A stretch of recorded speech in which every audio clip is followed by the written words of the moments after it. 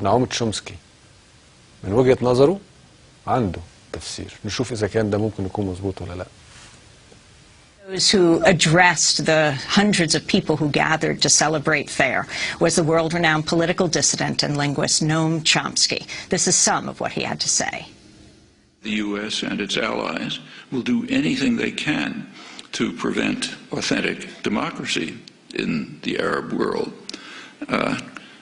The reason is very simple. Across the region, an overwhelming majority of the population regards the United States as the main threat to their interests.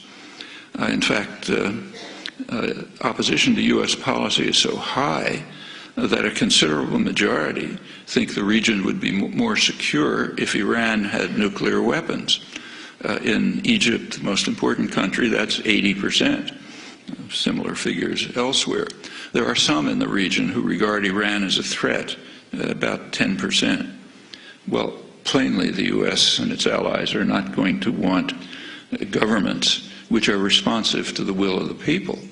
If that happens, not only will the U.S. not control the region, but it'll be thrown out. What about Egypt, most important country, but not a major center of oil production? Well, in Egypt and Tunisia and other countries of that category, there is a game plan which is employed routinely, so commonly it takes virtual genius not to perceive it. But when you have a favored dictator, for those of you who might think of going into the diplomatic service, you might as well learn it. When there's a favored dictator and he's getting into trouble, support him as long as possible, full support as long as possible.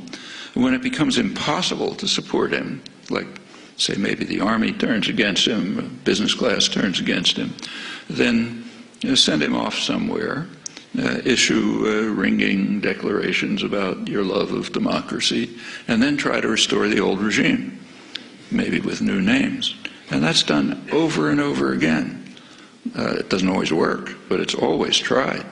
Somoza, Nicaragua, Shah in Iran, Marcos in the Philippines, Duvalier in Haiti, Chun in South Korea, Mobutu in the Congo, Ceausescu was one of Western favorites in Romania, Suharto in Indonesia. It's completely routine, and that's exactly what's going on in Egypt.